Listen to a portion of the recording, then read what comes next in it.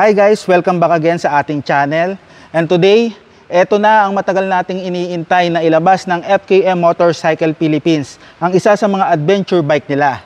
Ito ang ARY 500. So tingnan natin yung kanyang spec, features, at kung magkano ba itong adventure bike na ito. So samahan nyo ako. Let's go!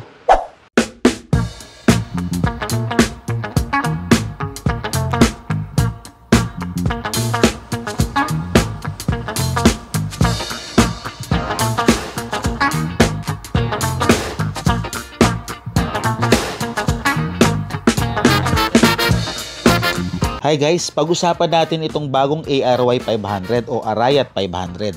Isang mid-size adventure bike na swak para sa long rides and off-road adventure.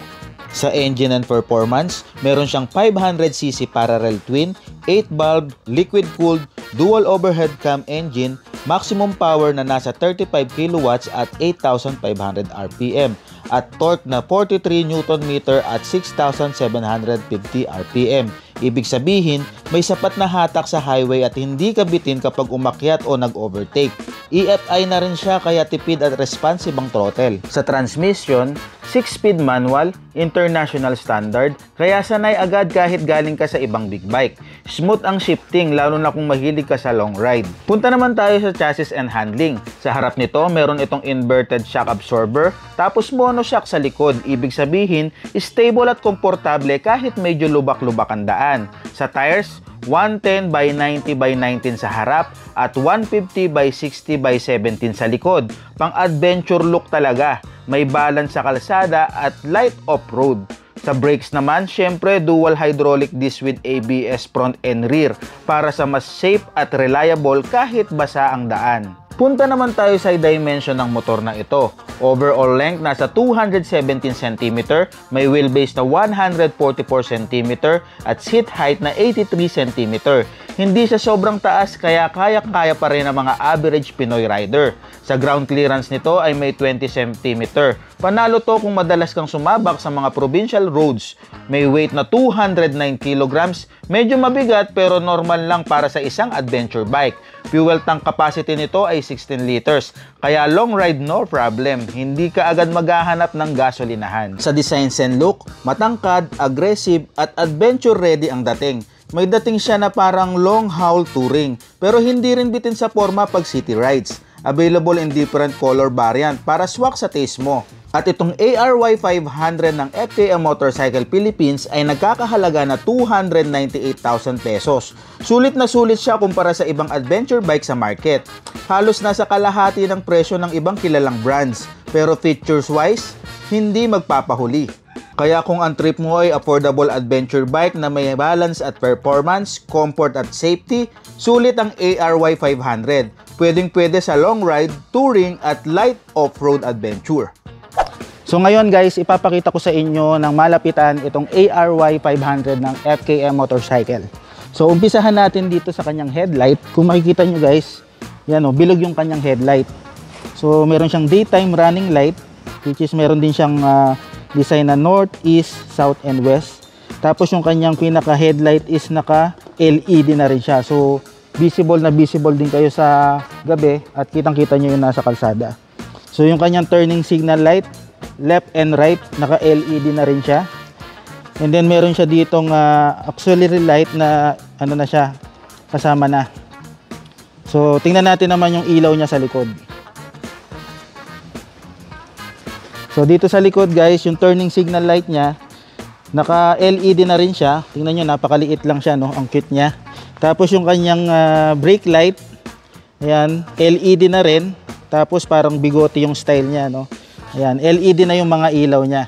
So sunod naman tayo dito sa mga buttons ng ARY 500. Dito sa left side, makikita natin meron siyang high beam and low beam na switch.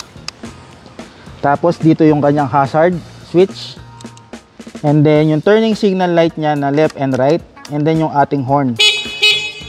And then passing light, nandito siya sa harapan. Ayan.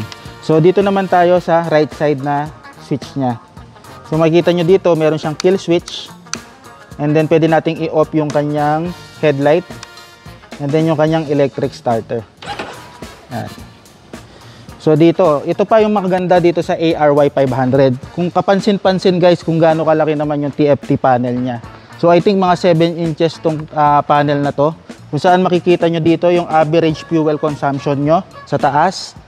Tapos dito makikita nyo yung time natin. Tapos yung kilometer, meron din siyang trip 1, trip 2. And then yung ating tachometer, speedometer. Tapos meron din siyang gear indicator, temperature, tsaka yung fuel range nyo, kung gaano pa kalayo yung itatakbo ng laman ng tangke nyo. So tingnan nyo naman, ang tank capacity nito guys is 16 liters. So kayang-kaya nito sa mga malayo ang biyahe. So yun guys, punta naman tayo sa mga gulong nitong ARY 500. So sa kanyang gulong dito sa harap, meron siyang sukat na 110 by 80 by 19. Kung makikita nyo guys, naka dual sport na tire na rin siya. So ready siya sa off-road, no. Dito naman tayo sa likod. Ang size nito sa likod ay 150 by 60 by 17. Both rim ay naka-spoke na. Kung makikita nyo, napakaganda. Tubeless na rin yan. Tapos kulay gold yung kanyang pinaka-mugs. Sa kanyang caliper, tingnan natin dito. Ito yung kanyang caliper. Single piston dito sa likod. And then dito sa harap, naka dual piston na siya. 2 piston na rin yung kanyang harapan, which is maganda yung braking system niya kasi ano din siya, equipped din siya ng ABS of anti-lock braking system. So yun guys, kung makikita nyo rin yung kanyang exhaust, ayan no, talagang naka-design siya pang off-road, lalo na sa mga river crossing kasi napakataas nung kanyang exhaust, oh, tingnan nyo. And then kagandahan nito, maganda rin yung tunog niya kasi nga naka 2 cylinder tayo. Kung makikita nyo, meron siyang ARY. Naka-top coat na yan, hindi siya decals guys, so kaya maganda siya. Tapos dito may logo ng FKM. Yan, oh, napakaganda ng kulay nitong motor na to. Tapos dito sa seat niya, maganda, malambot. Yan, oh, ang lambot ng seat, maganda yung stitches. Double stitching siya kaya maganda yung quality ng kanyang upuan. Tapos syempre ready na rin yung kanyang bracket para sa ating top box. Yan o, napakaganda. And syempre ito, kasama na rin to yung kanyang handguard. Yung handguard na kulay niya, combination ng body color and then black. So napakaganda ng itsura niya, no?